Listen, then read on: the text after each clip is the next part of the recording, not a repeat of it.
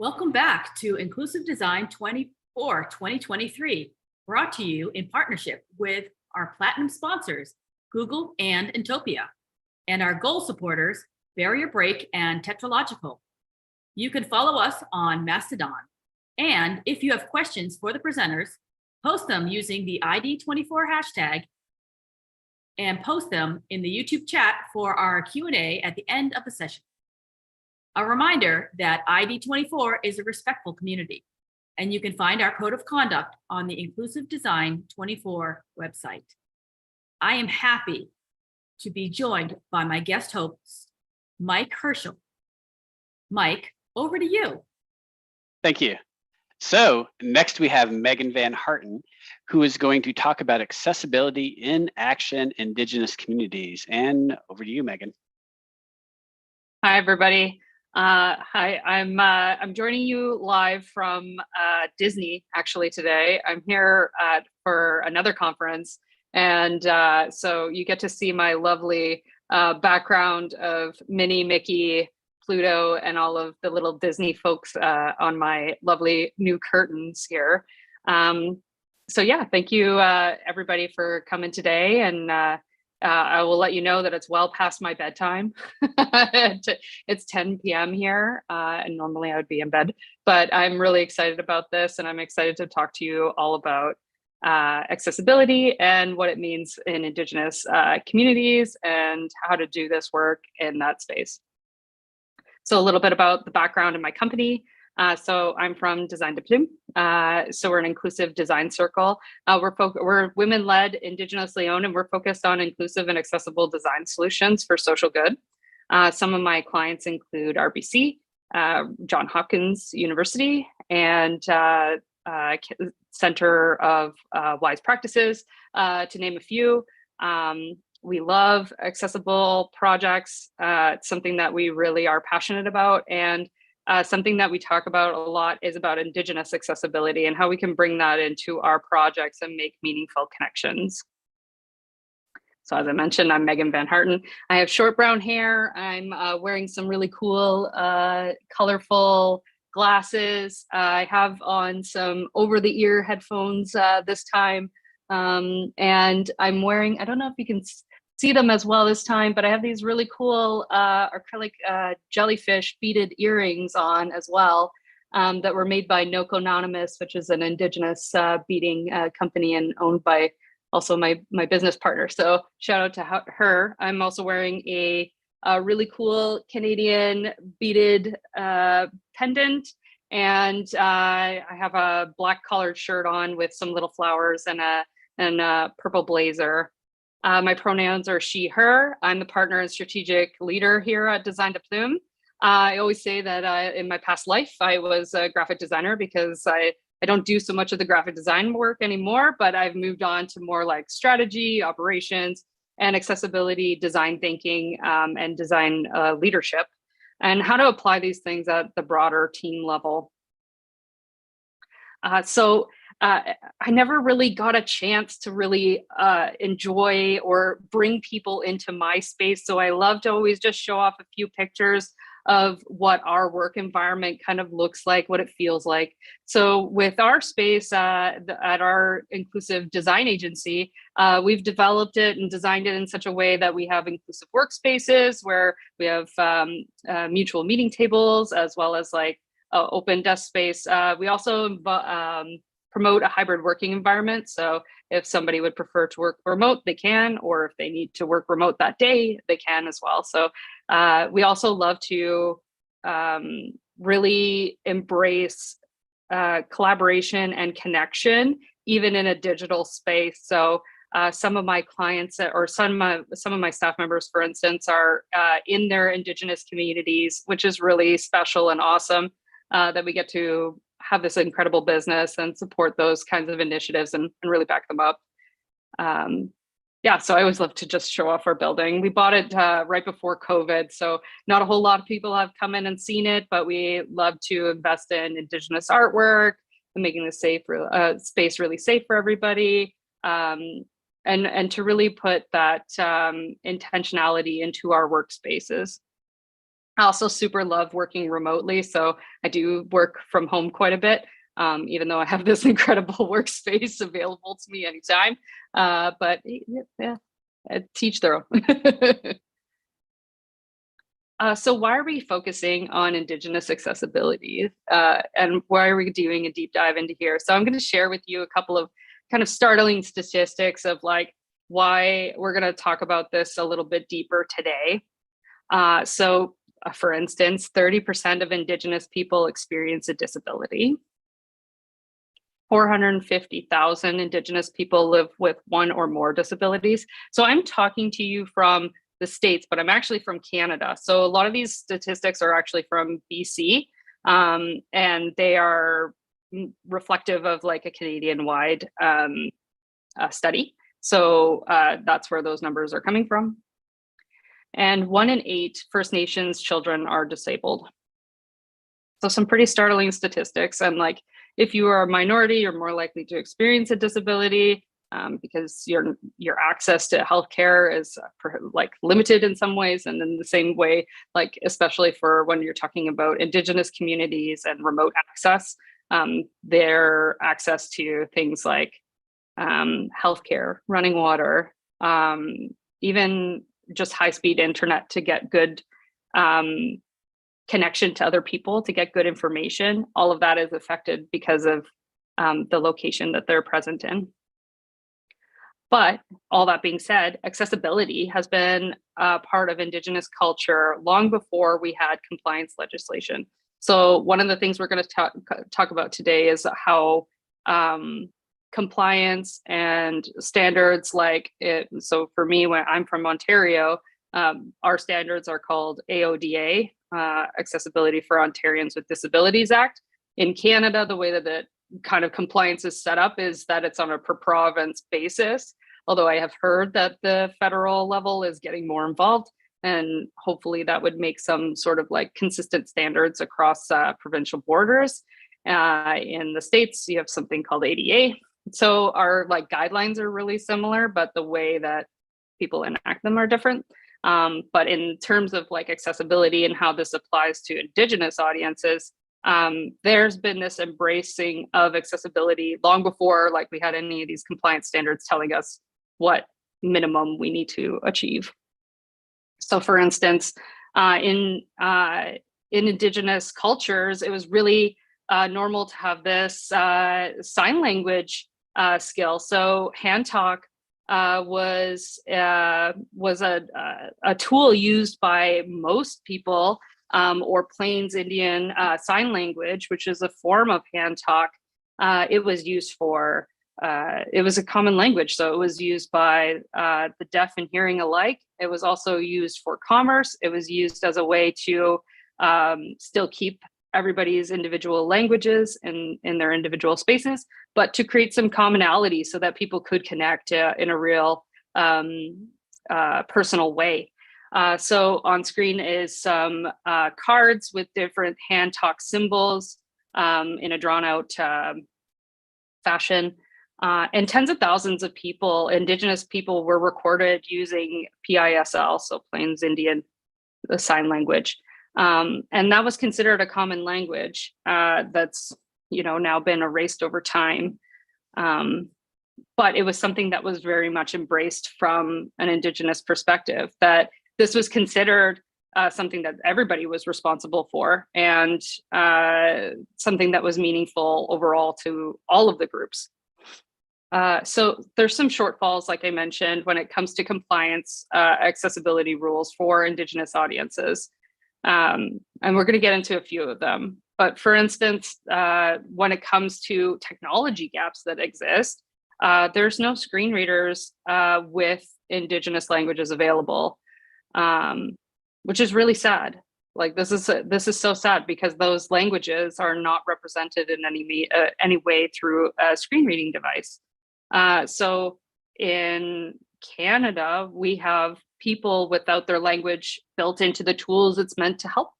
And the tools that we've built to help these people, or where we have these compliance legislation that we're expected to meet, but fundamentally the technology doesn't exist in a way that can actually be put into any meaningful action. So what happens when there's these screen readers that have no language modules available in Indigenous languages? It's a major accessibility flaw, and it's not inclusive. It also comes back to design bias and development bias, since we're not representing these languages in any meaningful way in these accessible technologies. And then the other kind of component of this is that technology we use in design is mostly monolingual focused. So it really embraces having a separation of languages or highlighting one language at a time, which may work in cases like where you have a document or a report or something like that that is in English and French. Those are two well-supported major languages. However, when it comes to Indigenous languages, with the erasure of these languages, sometimes it's most accessible to actually make documents or websites or experiences where two languages might be represented. And there's no really good way to like tell a computer like, hey, I'm switching languages, especially in cases where that language doesn't exist inside that technology. And it really contributes to that aspect of denying people their own language. We should be embracing technology as a way to really help with this tool of reconciliation and building up people's ability to connect and reconnect with these languages, and to connect on any way that they want to, without creating these barriers. And also the other aspect of this, like without screen readers available or without these language modules available, is that often what happens is it gets interpreted as a different language, such as English. And we're going to see that actually kind of transpire inside this this presentation. I'm sure it's happening even right now, with the way that captions are being maybe displayed, or as I get deeper into some Indigenous words along the way.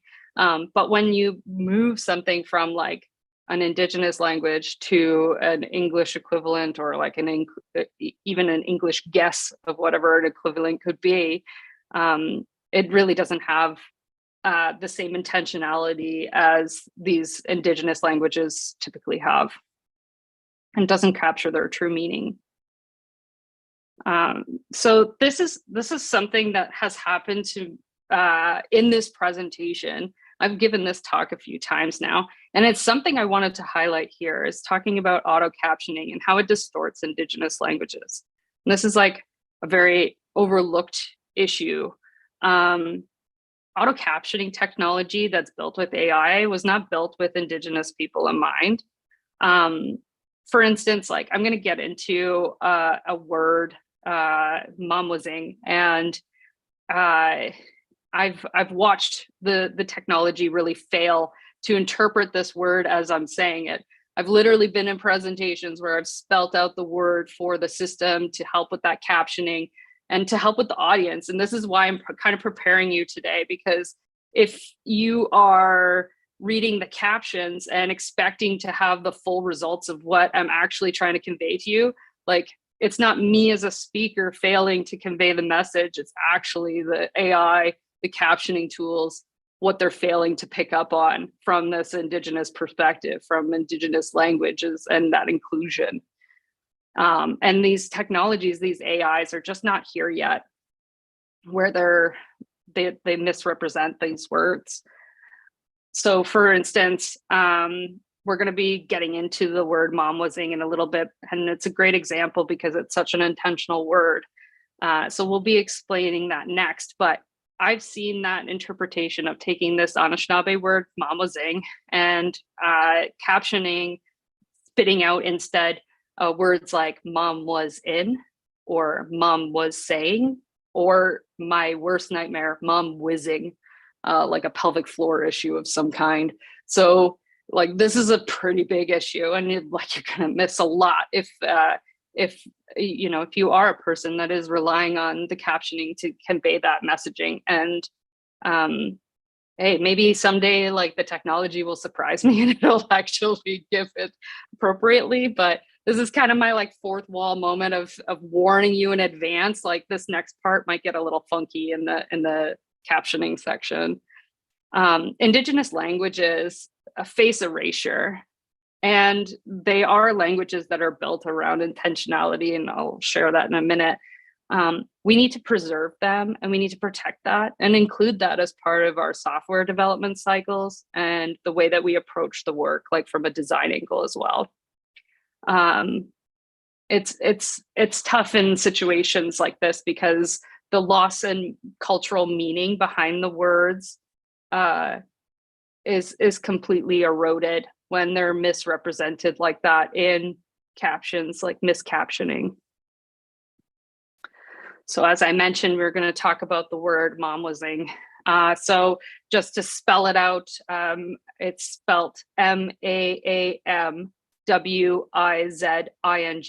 This is an Anishinaabe word, and like a rough translation of this, it means people coming together, which is a wonderful, or collaborating together. It's a wonderful meaning, but when we look at this Anishinaabe word, we're going to break down actually what each part of the word means and all the sub meanings that kind of give the bigger picture of what Mamwazing in general is. So I'm going to walk through each one, each sub meaning, and on screen will be like a highlight of each letter as we're addressing it.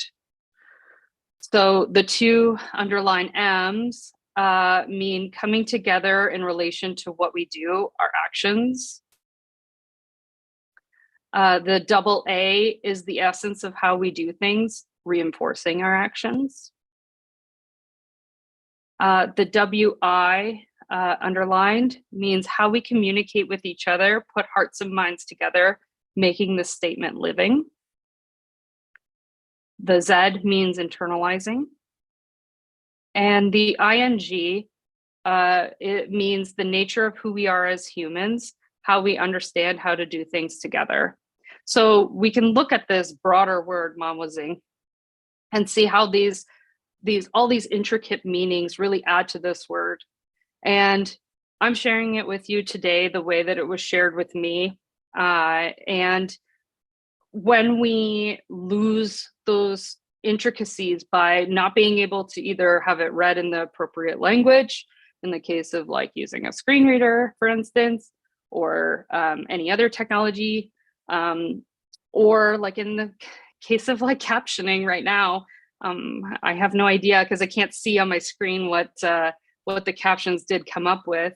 But when those captions are misaligned and changing the words to other English guesses or other English equivalents, we're really losing all of those intricacies of that word and that meaning, and contributing again to that erasure of languages.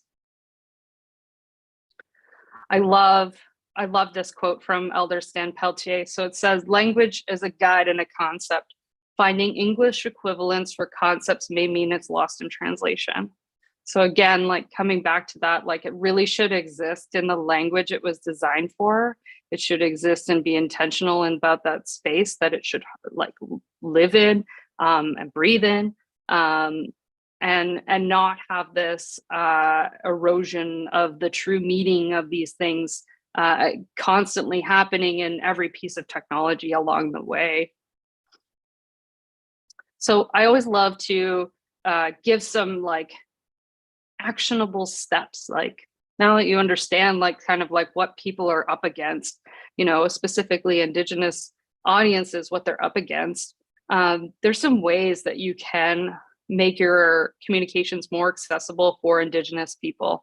And these things are not hard or, like maybe hard to master, but on some basic level, can be something that is actionable and implemented at this point in whatever journey that you're on. And I don't mean that you have to like take away everything and start doing it immediately, but that you should reflect on it and ask yourself, what is the true meaning behind this? Like, how can I meaningfully approach this? And like maybe starting to ask like some of those good reflective questions about how to meet Indigenous people where they're at. Even those that are not in on reserve or like in community, they might be in urban centers. This still is applicable to those people as well. So often when we're talking about readability and fonts from a design perspective or like content perspective, especially with like some of our clients, like I've heard in the past, like, oh, it's for Gen Pop, right? Like they'll say general population reading level is grade 8. But education for Indigenous people, especially those in community, hasn't been the most accessible or approachable. I mean, like these are literally unsafe spaces for people. So it's not on those people to adjust that. It's on us to reach them where they're at. So like in community, for instance, readability should be more like a grade 6 level, which makes it more approachable for everyone. Readability is not a measure of intelligence. It's just meeting people where they need to be for that communication material. And then also that follow-up of like good font selection or typography. Selecting fonts or typography with robust character glyphs is really important when it comes to Indigenous languages. There's one font that's called BC Sans. That one comes up quite a lot because the BC government has like committed to like keeping that up to date, and they actually add glyphs to it as they like, you know, as Indigenous words become more available or like as languages expand in BC. So there's some pretty good like endeavors that way to making sure that those Indigenous languages are included on a glyph or character level from a font perspective. But then there's also the other side of it, like actually taking the time to listen to what's happening with these fonts. I know that I've definitely had encounters where, you know, using certain fonts with certain glyphs, it looks one way, but it sounds completely wrong. And it's because, you know, the person making it knew what it should look like, but you know, maybe not what it should sound like. And so it causes like some encoding issues and comes out not quite clearly or not the right way or not the intended way. So really important to not only select and take that good time to do that good research of like what fonts are available in these Indigenous languages, what kind of glyphs am I going to need access to, but also listening to them for those encoding errors along the way. Iconography can be such a powerful tool for building communication connections. It can be also a great way of conveying complicated information in a simplified ways, so that we're not relying on reading level alone or just written content or spoken out loud content. We can also inbuilt a little bit of that good and inclusive and accessible design thinking into the way that we're representing our graphics. So on screen, I have a sample of a colorful illustration that was made for a health booklet. And there's various icons around in a circle. And there's 3 people surrounding a fire during like a night sky kind of picturesque moment. There's also so much opportunity in exploring iconography or imaging or anything like that from a design perspective and cultural significance. So using iconography to add cultural elements to the design. And you know, you don't have to like go in and explore that space on your own. This is an area where maybe community members can have some influence of like to advise the way it looks or like to explain some of those culturally significant items along the way. We need to think beyond systems like Font Awesome or other like I mean, like the other one that comes to mind is the Noun Project, which has a pretty diverse set of like EDI materials, but it's not as intentional when it comes to Indigenous iconography. So on screen, I have some those the same icons that were around the circle. They're just enlarged here because I'm going to talk a little bit about like those nuances in cultural significance. Because icons can be used for storytelling and making information more accessible, they also have to be treated extremely intentionally. So for instance, like instead of a regular speech bubble, the second, this would be the icon that's like top row, second on the left. It's a speech bubble, but inside is symbols for Métis, Inuit, and First Nations. So we have like a feather, an ulu, and then the infinity belt design. So that again adds some intentionality to that symbol so that it's more about representational of those communities versus like just showing like, I don't know, like a regular speech bubble with like 3 dots in the middle of it or something like that. Something that would be like, we're talking like it's talking about communication, but our symbol is talking about communication between these 3 groups, for instance. When we look at icons, there's also, this is a sample of some icons from, I think, the Noun Project, which have like symbols like stethoscopes, like a little hospital icon, or like little pills, like little tablets, or a syringe. And these are what you would see like representing like a term like medicine in like an icon perspective. But for Indigenous audiences, like I would expect to see more symbols like this, where it's like a cedar with like a leaf or like a feather, a sweetgrass braid, or sometimes food is medicine. And so like you could represent that with like a berry, or like, again, some of that like life, or a little medicine bag. So these are more culturally relevant symbols of healing. Whereas if you came in and used these icons that are what we would consider like general population, or like somewhat stereotypical or generic, these don't mean medicine to those groups of people. I mean, a hospital may not feel like a good healing space at all. It might not feel even safe at all. So using those symbols can be triggering potentially as well. So they have to be treated with the utmost care and with the utmost respect by doing that research, by asking good questions, by reflecting on these things before jumping in and starting to do them. Bandwidth is also a big consideration, especially for like Indigenous communities. When we're talking about like technology and how we're using it, how we're uploading our files, it's a method of accessibility. If it doesn't load, right? Like I think Jennifer was just talking about that. Like if it doesn't load, I mean, it's not very accessible. And especially in communities where they might only have access to shared computer spaces, or maybe not personal devices, or dial-up only. That's still a reality for some communities. I mean, some communities don't even have reliable drinking water that they can drink. So it would be harsh to expect them to all have, high-speed internet when their basic needs aren't even being met. Another great design consideration and space might be in the auditory experiences. Auditory experiences are a great way to expand upon accessibilities, and they make information way more approachable for Indigenous people.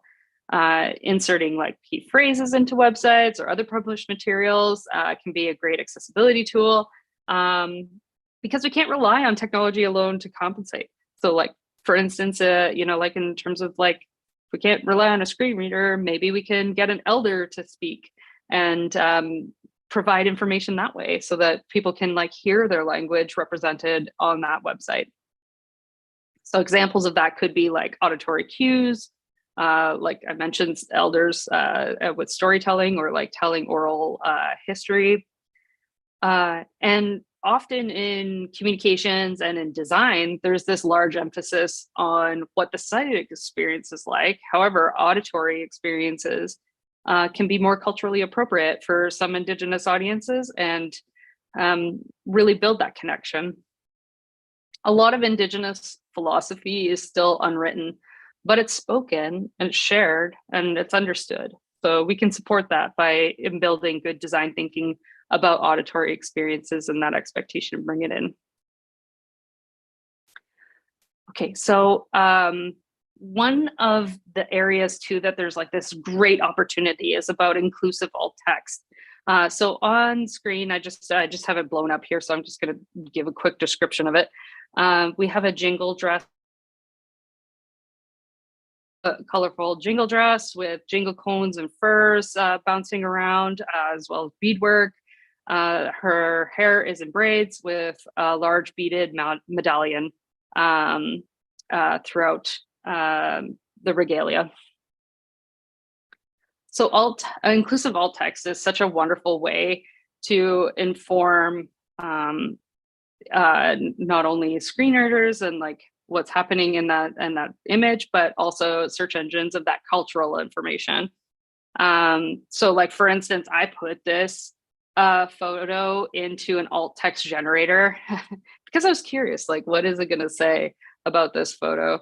And it came back with words like costume, entertainer, colorful dress, and people. And like, I'll tell you right now, there's no way that this jingle dress should ever be referred to as a costume. It's important. It's very important.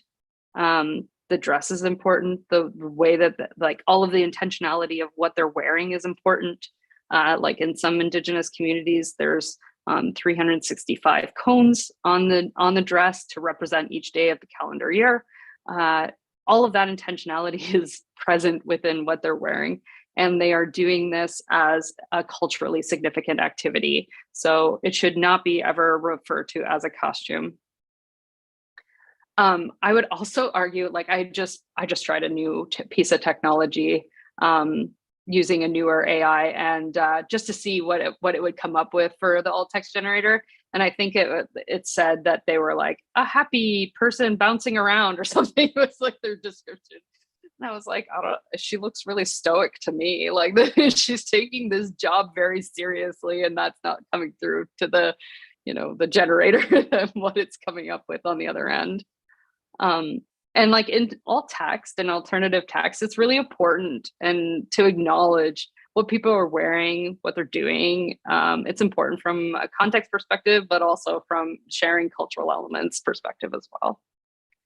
So, like this bigger overarching question, can our communications be truly accessible when technology and legislation are not supporting Indigenous accessibility needs?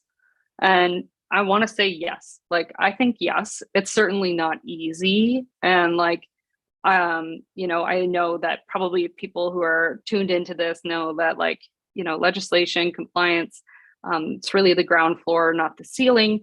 But when it comes to Indigenous audiences, it's just like a huge pit. Like there's absolutely no substance whatsoever in compliance testing or like the standards that have come along with it. We have to work around the system instead of using the system to help us to make more accessible design solutions.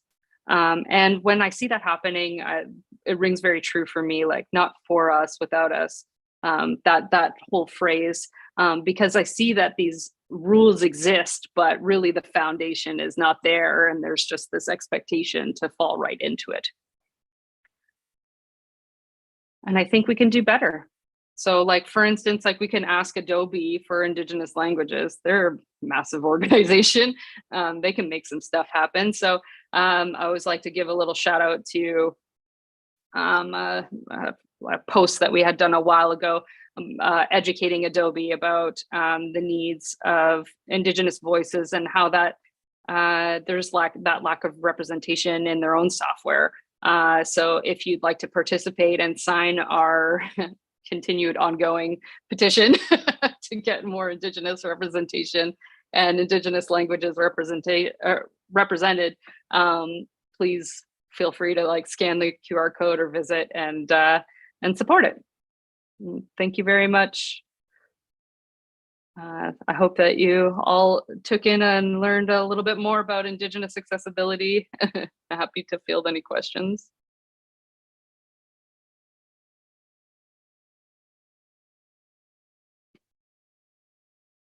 Wow. Wow. Thank you. Thank you, Megan. That was a fantastic, fantastic talk. I really should put my camera on to actually say that. You stunned me. You stunned me into really. So yes. Mike, do we have any questions for Megan? Yeah, absolutely. Hold on. All right. I just want to make sure I was unmuted. So yeah, I know. So there's been a whole bunch of like really valuable chat within YouTube. So I encourage everybody to check that out to the side of that. So I'm gonna start with a question from YouTube user Strong Swanson. And they say, I'm really curious if there's a way to reconcile the need for Indigenous screen reader languages with the points that Keone Mahelona, I am probably getting that wrong, brought up in a recent episode of Tech Won't Save Us podcast. Can we do this in a good way that isn't a digital extension of colonialism? Now, I don't know what those points were, so I asked them, what are those points? Because I don't know if you know either. So, no. Yes. So I'm like, sounds cool. Right. Yeah. So the points have to do with Indigenous data sovereignty and how big tech companies would like to be able to add Indigenous languages to their software. And in doing so, they use that feature to sell their software to governments with extensive contrast, essentially taking that language and profiting from it in ways that don't benefit the actual Indigenous people who have their language taken and sold, other than that ability for people to use that new feature. So obviously, how can that be done in a way that isn't a digital extension of colonialism? And this is a huge question. So. Yeah, for sure. That is a huge question. And I think that comes from that reflection point, right? Like who are you doing this for? Why are you doing this? You know, if it's to make some money off of some people, you're doing it wrong. Like it's just going to be wrong right out the gate. But the need still exists. Like we should still have screen readers with Indigenous languages. That should be existing technology, and it's not. And it's more about having an inclusive design process or development process. So when you're working with Indigenous folks, bringing them in a meaningful way, what I see happening sometimes is that there's like an idea, right? Like this big organization, they have their idea. And then they're like, okay, but we need Indigenous folks, so we're going to get them to consult on it. But the consulting that they offer is really like, we're just gonna like use you as this like rubber stamp of approval. Like, you know, some Indigenous folks were okay with this, so we're gonna proceed forward. But that's not good reconciliation. You should be including them as part of that entire design process. Like, go to them and ask them, what's the problem? And let them explain to you, this is the problem. You know, before you go to them with the solution. That's not good design thinking. It's not good development process to go in there and say, would you like to test this? Like, that's not inclusive. So I think a part of it is like, there's definitely like a really big question in what they were asking. But part of it is like going back to that intentional design process and doing it in a more inclusive way. Cool. So I have a question for myself. So you had mentioned like a lot of typography considerations that we as developers can take into account. Do you have any like specific fonts or maybe font foundries that you would recommend that might frequently support Indigenous glyphs or character sets or anything like that? Yeah. So BC Sans is one of them that I mentioned. I mentioned them specifically because they have an ongoing relationship with that font. So they add more over time, which I think is actually the right way to approach that instead of being like, man, it's done. We'll never change it ever again.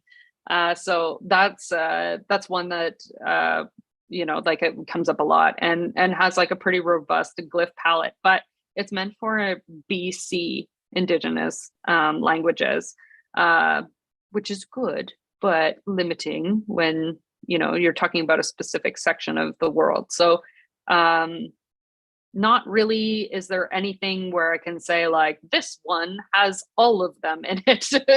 It's not like that yet. And but BC Sans is a pretty good one as an example of what it could look like, even on a provincial level. Like that's part of a province's commitment to representing those languages. But on a whole, like there's not really anything broader than that I'm aware of. Cool. Yeah, thank you. Outside of language, are there any other special considerations when developing for Indigenous people? Yeah, I would say part of that inclusive process, right? Okay. Like I mentioned, including people in a meaningful way. So like if you're going to build something for Indigenous audiences, it should definitely be with them and not just for them. So what I mean by that is like including them as part of that problem solving phase. I also mean compensating them. So making sure that the people that you're working with are fairly compensated for their time and effort and the work that they're doing to help you with that project. And meeting them where they're at, right? Like one of the things that you need to be prepared for is to be able to carry whatever is given to you. So I was just having this conversation with somebody earlier. You might go in there with the intention of like, okay, we're going to discuss branding colors. And you might hear, like, you might be like, okay, like, so what colors like, resonate with your community? And they might talk about the land or they might talk about the rivers. And you have to be listening to those cues because they're giving you the answer. It's just not like the way that you want it to go. Like you need to be able to, be there, be a good listener and to hold it. Because some of the stories that you're going to hear, especially if you're working with Indigenous people, like they've faced so much discrimination, so much erasure, so much challenge in their life. You're going to hear lots of really sad things, and you're going to hear lots of things that are just going to make you feel sick. And you got to be ready to carry it because it's going to feel heavy. And you can't go in there with your own ideas of like, this is exactly the answer I'm going to get out of these people. That's not how that's going to go if you're doing it right anyways. Thank you. I have a couple more questions, but before that, I have a request. If you could back up to the QR code. I don't know if you have that. If you have that, if you can quickly get to that in Google Slides, there you go. Thank you. Yes, please sign. Cool. So while that is up right here, are you aware of any example websites that handle Indigenous accessibility properly? I mean, we build them. Do you have any that you want to maybe like talk about or anything like sure. that we could use to reference? Yeah. So one of them, because it's in an atypical way, right? Like we have to think about accessibility outside of what technology requirements there are, what we have available to us. So one of them that comes to mind that I just love and actually just won a DNA in Paris design award is the IPCA Knowledge Basket. So this website was developed with the Conservation for Reconciliation Partnership, I think is their name, CRP. And the IPCA stands for Indigenous Protected Conservation Areas. So it's a conservationist website all about Indigenous practices, how that information is shared is in a more accessible way. So we really put an emphasis on this like auditory experience because there was so much of this cultural information, conservation information that needed to be shared in this auditory way. And also like some of the conservation information is literally meant to be reviewed and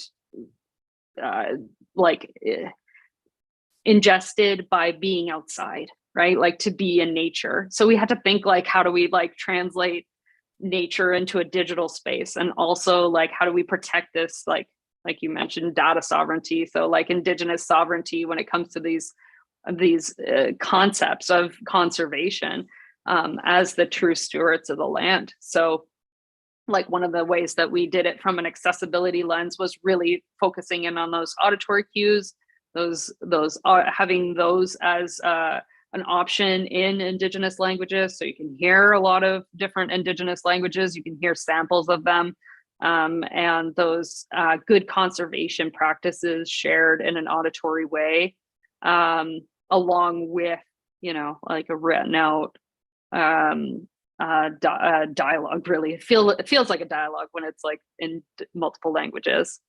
And then the other factor of the whole website that I think is actually really beautiful is the accepting like responsibility and reciprocity when you go to that website. So if you are going to take something, you need to give something, and we're not interested in your money. We want you to like uphold like the standards and like, you know, treat this information as if it's being gifted to you, because it is.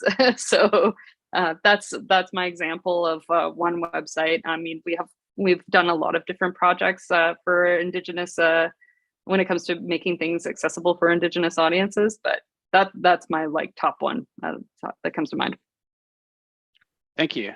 So that wraps up the questions, but I do want to just like read aloud some comments, because there's a whole bunch of chatter in the YouTube chat. People are loving the talk. I love the talk. So Jennifer S. said, I love that this talk is part of the ID24 conversation, raising the visibility of this lens, multiple lenses, needs to be considered in our outcomes. And another user, Bellworks, said that this talk has been incredible. Thank you for delivering this. So thank you so much. Well, thank you, everybody. Well worth staying up past my bedtime.